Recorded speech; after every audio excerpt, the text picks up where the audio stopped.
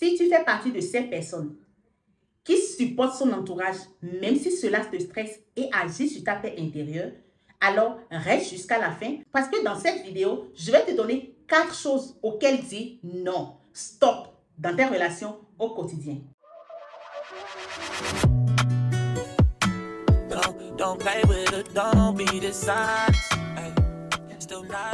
Salut tout le monde, bienvenue sur ma chaîne. J'espère que vous allez très bien, que vous êtes content, heureux, amoureux de vous-même et surtout prêt à dire non à certaines choses dans votre quotidien. Si vous ne me connaissez pas encore, moi c'est Karine et sur cette chaîne, je vais souvent aborder des thèmes qui ont à voir avec le développement personnel et la vie en général. Alors, si ce genre de thème t'intéresse, tu es au bon endroit. N'hésite pas à t'abonner et à activer la cloche de notification pour ne rater aucune de mes vidéos parce que j'ai tellement de choses à partager avec vous.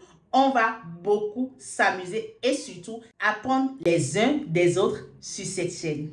La première des choses auxquelles il faut que tu dises non dans ton quotidien et dans ta relation avec les autres, c'est de supporter l'humeur des autres.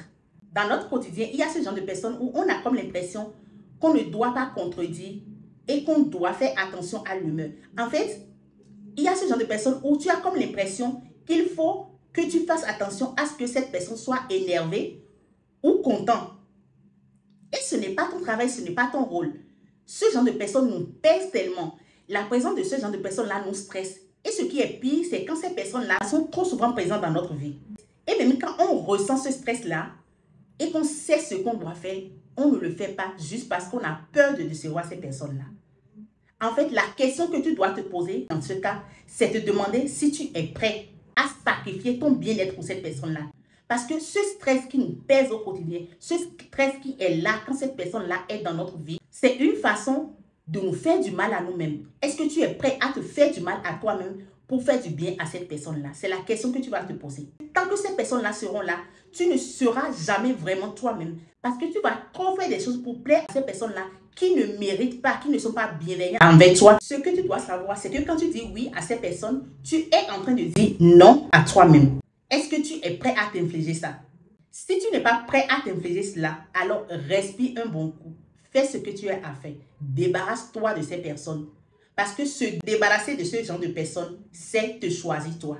Je te demande de te choisir au détriment de ces personnes-là qui te stressent chaque jour, de ces personnes-là qui te mettent mal à l'aise dans ton quotidien. Il faut te choisir soi-même. La deuxième chose auquel il faut que tu dises stop dans ta relation avec les autres, c'est de supporter les avis des autres. En fait, nous sommes dans une société où tout le monde croit qu'il a le droit d'avoir un avis sur ta vie, qu'il a le droit d'avoir un avis sur ce que tu fais. Et même sur des sujets personnels, quand tu es en train de raconter à quelqu'un quelque chose qui te tient vraiment à cœur, cette personne te coupe et commence par te donner son avis. Du genre, si j'étais à ta place, je ferais. Si moi j'étais toi, je ne ferais pas. En fait, non, je ne suis pas en train de te demander ton avis. Il ne faut pas supporter tout le temps les avis des autres. Nous sommes d'accord que des fois, on a besoin de conseils. Des fois, on peut nous conseiller. Ça, il n'y a pas de problème avec ça. Une fois, ça peut passer. 2 fois, ça peut passer. Mais toutes les fois, arrête, gars. Stop. Le problème, ce n'est pas de dire stop juste parce que la personne te donne son avis. Nous avons appris à être gentils, à ne pas blesser les autres. Ce n'est pas une mauvaise chose en soi. Nous ne sommes pas là pour juger ou pour condamner les autres à la moindre erreur ou lorsque leur comportement ne nous convient pas tout simplement. C'est à toi de mesurer quand est-ce que cela devient insupportable pour toi. C'est pas parce que tu es une bonne personne et que tu veux être en de bon thème avec les gens qu'il faut que tu supportes tout. Ce que je vais t'expliquer, c'est quoi? C'est que si à un moment tu te sens mal par rapport à ce que la personne est en train de te dire, il faut que tu stoppes ça. Il faut que tu prennes de la distance. Parce que arrêter de supporter les autres, c'est s'écouter toi-même. Quand la chose te met mal à l'aise, quand la relation te met mal à l'aise, quand la conversation te met mal à l'aise, il faut t'éloigner. C'est ça, arrêter de supporter les autres. Il faut te préférer toi, en un mot. Alors la troisième chose qu'il faut que tu arrêtes dans tes relations au quotidien, c'est de supporter les autres et leur malheur. Est-ce que comme moi, tu as dans ton entourage ce genre de personnes qui passent tout le temps à t'expliquer comment elles sont malheureuses et pourquoi ça ne va jamais changer pour elles? C'est normal de vouloir réconforter les autres. C'est normal d'être là pour les gens. C'est normal de se sentir utile. Mais c'est aussi normal de préserver ta paix intérieure.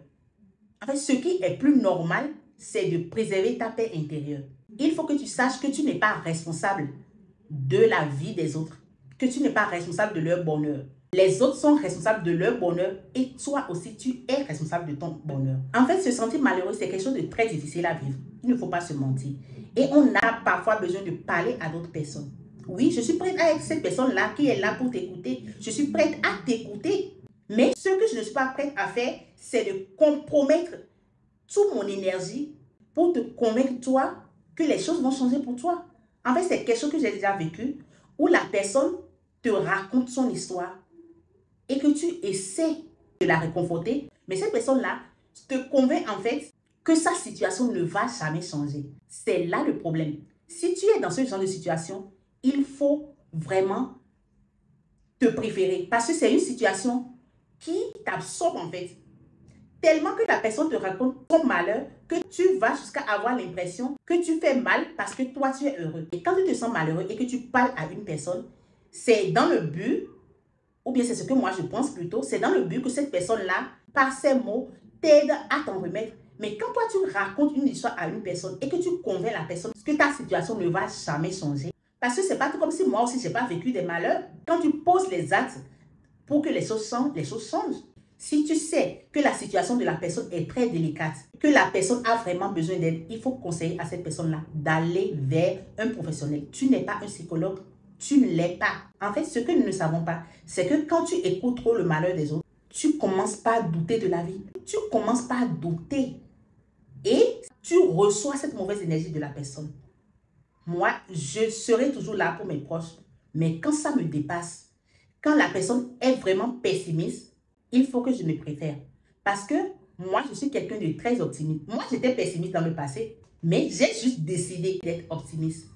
Et moi, par exemple, quand un malheur m'arrive, quand quelque chose de mal m'arrive, et surtout quand c'est quelque chose de récent, je ne le dis pas à mes proches. Des fois, il y a des choses qui m'arrivent que quand, après, je raconte à mes soeurs, elles me disent, mais qu'est-ce qui t'arrive? Pourquoi tu ne nous as pas dit telle chose? Pourquoi tu as dû traverser ça seule? Et moi, je leur dis, mais vous voulez que je vous raconte ça pourquoi? Pour que vous vous sentiez aussi mal que moi, je me le sentais déjà. En fait, c'est ça qu'il faut que tu comprennes. Quand tu racontes à une personne une situation sur laquelle la personne n'a aucun pouvoir, c'est une façon pour toi de mettre mal à l'aise la personne.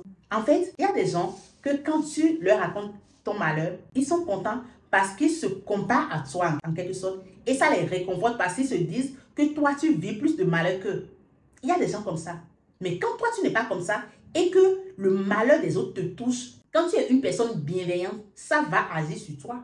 Il faut juste que tu diriges ces personnes-là vers les personnes compétentes pour gérer ce genre de problème. Le but n'est pas d'abandonner tes proches ou bien tes parents dans leur malheur. Le but, c'est de les aider, mais sans compromettre ton bien-être à toi-même. C'est très important. Il faut savoir diriger les personnes vers les aides dont elles ont vraiment besoin. Il faut t'aimer et il faut aimer les autres en les aidant de la manière dont il le faut. Il ne faut pas, en voulant aider les autres, compromettre ta paix à toi. La quatrième chose à laquelle je vais te dire non, de dire stop dans ta relation avec les autres, c'est arrêter de supporter le stress des autres. Alors, est-ce que tu as dans ton entourage ce genre de personnes qui sont tout le temps stressés, qui ont peur de tout le temps et qui sont en train de s'imaginer 1001 scénarios dans leur cerveau et qui passent tout le temps à te raconter ce genre de scénario? Si tu as ce genre de personnes dans ton entourage, je vais te poser une seule question. Est-ce que le stress de ces personnes-là te stresse toi? Si le stress ne te stresse pas, si tout ce qu'ils imaginent ne te stresse pas, ça ne te fait ni plus ni moins, ça va encore parce que dans la vie, il faut côtoyer tout genre de personnes. Il faut côtoyer des personnes et les accepter telles qu'elles sont. Mais c'est au moment où la personnalité de ces personnes-là, le comportement de ces personnes-là agit sur ta paix intérieure à toi, sur ta vie négativement. C'est là qu'il faut que tu prennes des résolutions. Il est vrai que essayer de rassurer les gens et de les conseiller est une bonne chose. Mais quand cela devient trop stressant pour toi, il faut que tu prennes de vraies résolutions. Si le stress de ces personnes-là te stresse, il ne s'agit plus de supporter, il s'agit là de prendre de la distance. Oui, il faut prendre de la distance quand le stress des autres devient trop pesant pour toi, quand le stress des autres agit sur ta paix intérieure. Il faut que tu saches que les autres ne changeront pas du jour au lendemain. Et encore, que les autres ne changeront pas juste pour toi. La personne qui doit changer, c'est toi. Je vais te le dire d'une autre manière, c'est que c'est toi le problème, ce n'est pas les autres, parce que c'est toi qui continues de supporter l'insupportable. Et aussi longtemps que tu vas continuer de supporter l'insupportable, les autres vont toujours venir vers toi. Le but n'est pas d'être égocentrique. Le but, c'est de penser à soi. À un certain moment, il faut apprendre à écouter son stress, à arrêter de s'adapter aux autres pour satisfaire ses propres besoins. Il est vrai qu'il faut prendre soin des autres aussi, mais ta priorité, que ça soit toi-même. À un certain moment, si ça te dépasse, dirige ces personnes-là vers les personnes qualifiées pour les aider. Ce sera tout pour cette vidéo. J'espère que la vidéo vous aurait plu et que vous aurez appris beaucoup de choses en ligne. Aussi, j'aimerais que vous laissiez dans les commentaires là en bas tout ce à quoi vous pensez qu'on doit dire non dans le quotidien. On se retrouve sur la prochaine vidéo. Ciao, ciao!